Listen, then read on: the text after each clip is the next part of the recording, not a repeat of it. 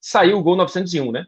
Logo depois do gol de número 900 da carreira de Cristiano Ronaldo, ele começa no banco de reservas contra a Escócia e entra no segundo tempo para fazer, já nos minutos finais, o gol da virada, o segundo gol de Portugal. E, enfim, é uma data FIFA que mais ou menos prova o que a gente debateu aqui na semana passada, antes mesmo do jogo da Croácia, né? Que enquanto o Cristiano ainda estiver por aí produzindo, seja como titular ou como reserva, e depois queria que você trouxesse por que ele começou no banco contra a Escócia, pelo menos nas eliminatórias, na Nations League, é um parque de diversões ali para ele conseguir ir ampliando esses recordes e ser importante para Portugal também. Eu sei que muita gente não gosta disso, mas é o início do fim, né? É o início do fim, né? É a reta final do Cristiano. Parece que ele colocou os 1000 gols como a meta final, o grande finale para a temporada, e a gente teve a largada para isso acontecer agora, com o 901. Né? Os gols, como ele diz, são como catch-up. Quando sai um, vai saindo um atrás do outro, e ele marcou contra todos os adversários até aqui na temporada 2024-2025. Começa muito bem o Cristiano Ronaldo. Óbvio que o nível de enfrentamento da Arábia Saudita é diferente, não vou entrar por esse mérito, mas olhando para aquilo que é o cenário da seleção portuguesa, cara, 2 jogos, se não fosse o Cristiano, Portugal não teria vencido a fraca seleção da Escócia, por exemplo, e foi fundamental também para a vitória da Croácia. Contra a Escócia, ele começa no banco porque o Roberto Martínez disse que ele não tem condição de jogar 2 jogos de 90 minutos em 72 horas. Então, enfim, coloca o Diogo Jota em campo, o que boa parte da imprensa aqui em Portugal, muita gente pedia, né? O Diogo Jota com uma chance de titular nessa frente de ataque. Só que é muito interessante, talvez pelo adversário que enfrentou, mas talvez até mesmo pela forma com que Portugal se construiu nos últimos anos em torno do Cristiano Ronaldo e a figura do Cristiano Ronaldo em termos efetiva dentro de campo, né? Porque aí nós estamos falando de um cara mais fixo ali, mais posicional do que é o Diogo Jota. Portugal não conseguiu penetrar a defesa da Escócia, que depois de fazer o primeiro gol com o McTominay se fechou lá atrás. E você precisava de quem? Do Cristiano Ronaldo, até porque o Diogo Jota, para mim, é um segundo atacante, não é um centroavante. Ele rende melhor quando ele não é esse cara fixo protagonista, ele rende melhor atacando os espaços quando a defesa está distraída, ou até mesmo nas costas da defesa, ou na intermediária, ele rende melhor quando ele tem um cara mais centralizado, para ele orbitar na volta desse cara. Então, assim, o Cristiano Ronaldo entrou e Portugal melhorou, conseguiu criar várias oportunidades, o Angus Gunn estava inspirado, o goleirão do Norwich, pegando tudo, o João Félix perdeu alguns gols, entrou bem também, e depois 2 bolas na trave do Cristiano, e na terceira ele fez o gol número 901. Só um relato para passar a bola para vocês. É muito legal ver a relação do torcedor português com o Cristiano Ronaldo, né?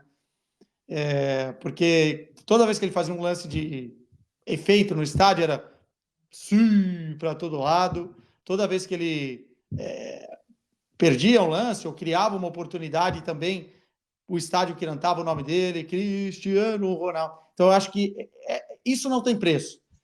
Vi muitos pais e filhos nas arquibancadas e o pai que viu tanto o Cristiano Ronaldo levar o filho ver, talvez, essa reta final, né? Este resto de repertório que ainda pode ter reservado coisas bonitas, Fred.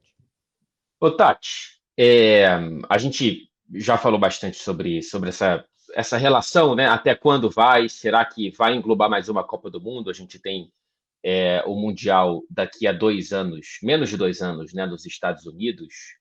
E quando a gente olha para o que o Arthur traz aqui, o Diogo Jota não consegue trazer a mesma coisa. O Gonçalo nunca conseguiu, nem mesmo quando ultrapassou o Cristiano na cabeça do... Como é que era o técnico de Portugal? Fernando Santos. Do Fernando Santos na Copa do Mundo, também não conseguiu ser aquele cara para além daquela partida. Isso não pode preocupar um pouco o futuro da seleção portuguesa e já para a próxima Copa do Mundo? Porque, assim, o Arthur falou, é o início do fim. A gente não sabe em que condições físicas o Cristiano vai chegar na próxima Copa do Mundo, se ele ainda vai jogar mais uma Copa do Mundo, e Portugal parece não ter criado, entre tantos jogadores talentosos para tantas outras posições, jogadores esses que também estão devendo um pouquinho, daqui a pouco a gente entra nesse ponto, parece que Portugal não conseguiu criar um jogador para essa centroavância, Tati Mantovani. É interessante que o Cristiano não era centroavante, né? Ele acabou caminhando para dentro da área para se aproximar do gol, né? E aí ele vira essa referência que realmente Portugal não tem outro jogador assim, né? Os processos de transição geracional, quando tem um cara que é dominante fazendo alguma coisa, que no caso do Cristiano não é que ele seja só dominante dentro de campo, ele também é fora de campo, e aí é algo um pouco maior, muito maior no caso, são complicados. E a seleção portuguesa vai ter que encontrar formas de jogar sem o Cristiano, e não só sem o Cristiano, sem uma referência na área, vai ter que encontrar formas de jogar de forma diferente. O ponto é que enquanto o Cristiano tiver, ele é esse cara, como para começar o jogo, se o Roberto Martínez entender que ele é para começar o jogo, e eu acho que sempre que ele estiver na seleção e ele estiver fisicamente bem, ele vai começar o jogo. Porque ele tem esse crédito de ter feito tanto e começar o jogo, e eu acho que o Roberto Martínez não é um técnico que barra, não, eu preciso mudar agora pensando na Copa, não. O Cristiano tá aqui, e enquanto ele estiver aqui, eu vou usar ele de começo se ele estiver fisicamente bem, e se ele não estiver fisicamente pronto, ele vai pro banco, e aí vocês têm uma oportunidade de mostrar que vocês conseguem jogar sem o Cristiano, e isso não tá funcionando. Eles não conseguem ainda. Então, encontrar essa nova dinâmica com o Cristiano na seleção vai ser muito complicado para o treinador, mas é algo que precisa ser feito para o time não ficar dependente do Cristiano, porque já não dá para depender do Cristiano. Apesar de contar com o Cristiano, e se ele está, ele entra, ele marca, meio que todo mundo sabe que ainda funciona dessa forma. Mas o time para a Copa não pode depender. O ponto é, será que o Roberto Martínez vai conseguir fazer Portugal jogar de duas formas diferentes, uma com e uma sem o Cristiano? Essa é a minha dúvida. A gente tem a arte, né, que o João separou, isso, né? A gente tem esse antes e depois, né? Como é realmente uma mudança de patamar, porque a seleção de Portugal, antes da entrada de Cristiano Ronaldo, tinha 3 participações em Copa do Mundo. O maior artilheiro era o Eusébio, né, o segundo maior jogador da história de Portugal, e não tinha vencido nenhum título. Depois, com o Cristiano, são 5 participações em Copa do Mundo. Ele é enfim, mais do que triplicou a marca do Eusébio, 132 gols com a seleção, e 2 títulos conquistados, a Euro de 16 e a Nations League de 19, Arthur. Isso aí é o que está dentro de campo, né? Já dá para ver realmente que é uma mudança de patamar. Talvez poucos jogadores perante a sua seleção tenham esse impacto no futebol mundial, porque o Brasil produziu muitos craques, por exemplo, e você não pode falar que um jogador, a não ser o Pelé, talvez, mas mesmo com o Pelé, outros também eram importantes, né? O Garrincha, em 62, foi mais importante que o Pelé. O Vavá marcou 2 gols na final contra a Suécia, em 58. Zagallo, enfim, muita gente. O Brasil sempre teve muita gente emblemática durante a sua história. A Argentina teve Maradona, teve o Messi e tal. E Portugal teve o Eusébio lá atrás. Só que o Eusébio nunca conseguiu transformar em títulos expressivos como o Cristiano Ronaldo. E os números são avassaladores, então não dá nem para comparar. Talvez se você converse com o pessoal mais antigo aqui que viu o Eusébio jogar, ainda vai ter uma memória afetiva que o cara vai falar: o Eusébio, para mim, sempre vai ser o melhor. Mas os números, a carreira, os títulos, o simbolismo falam por si. O Cristiano Ronaldo mudou a história da seleção portuguesa. E aí, quando eu falo do extracampo, também é importante. O patrocínio, as marcas, a construção da cidade do futebol, a injeção de dinheiro na Federação Portuguesa de Futebol passa muito pela imagem do Cristiano Ronaldo, né? E eu até brinco, a gente transmitiu várias vezes os jogos das seleções, né? Antes com amistosos e Nations League, né? Aliás, a primeira Nations League. As maiores audiências no Brasil não eram da seleção inglesa, da seleção espanhola, da seleção holandesa, da seleção alemã. Era Portugal. Por quê? Por causa do Cristiano Ronaldo.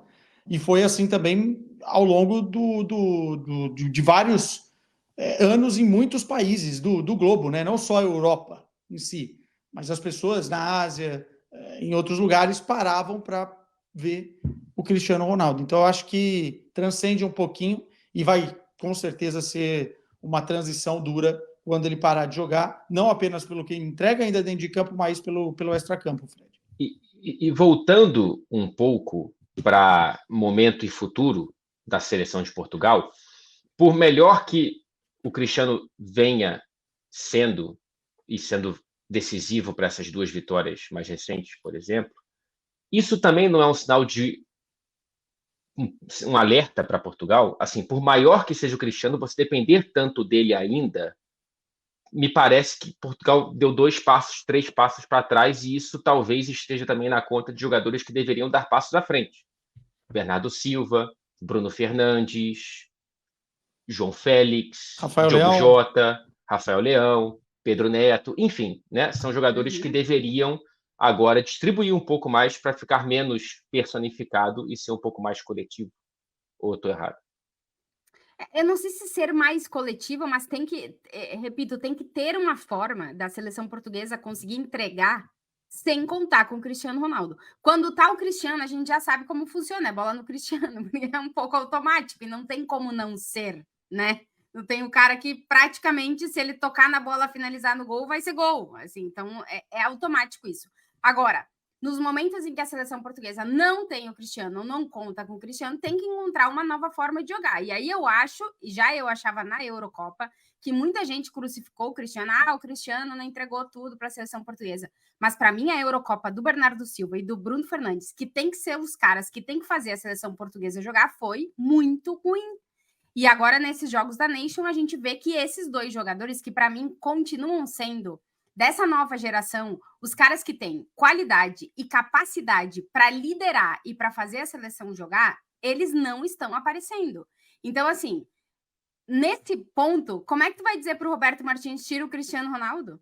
Se os outros 2 jogadores, que eu acho que são os líderes técnicos dessa seleção, não estão aparecendo, não tem questionamento de tirar o Cristiano Ronaldo do time, porque o time funciona com ele e não funciona sem ele.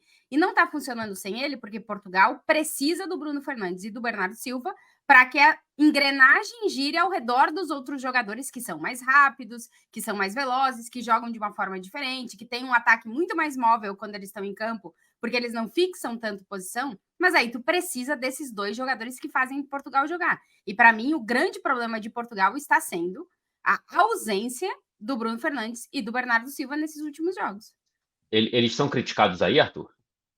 São cobrados, né? O Bruno Fernandes até fez o gol de empate contra a Escócia. Aliás, ele está com 30 anos, cumpriu aniversário, fez aniversário, né? Cumpriu aniversário, quase cumpriu pena, né? Se bem que vai ficando velho, a gente vai às vezes é mais por aí mesmo. Cumprindo pena, né? Estou lembrando da dor nas minhas costas agora aqui da lesão. Não, então, mas ele fez aniversário no jogo, no dia do jogo e tem 600 partidas na carreira. É claro que quando você tem um jogador do nível do Bruno Fernandes, do nível do Bernardo, você cobra esses caras ao mais alto nível, e eles não estiveram nesse nível na Eurocopa, que foi a principal competição, e o Bernardo ainda parece que não voltou, especialmente por Portugal. Fred, no Manchester City eu vi 1 ou 2 jogos, não vou fazer essa avaliação, mas é importante... É importante esses 2 pegarem também um pouco dessa responsabilidade, mas não só. Eu acho que o Rafael Leão tem que dar um passo acima na carreira pela qualidade que tem.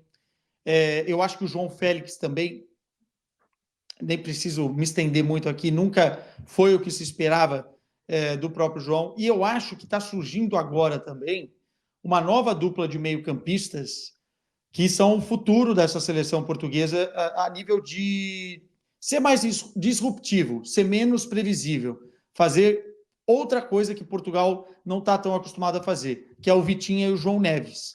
Esses 2 estão dando passos para realmente fazerem algo diferente no meio-campo da seleção portuguesa. E aí você vai ter o Bernardo chegando na Copa um pouco mais velho, o Bruno já com 32 anos, o Cristiano na última Copa, não sei como é que vai estar fisicamente, se vai aguentar jogar todo o tempo, enfim.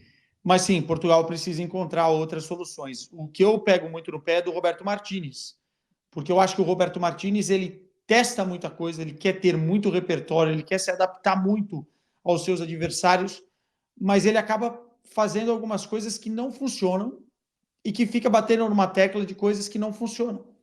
E aí ele precisa ser mais ágil, ter uma percepção melhor.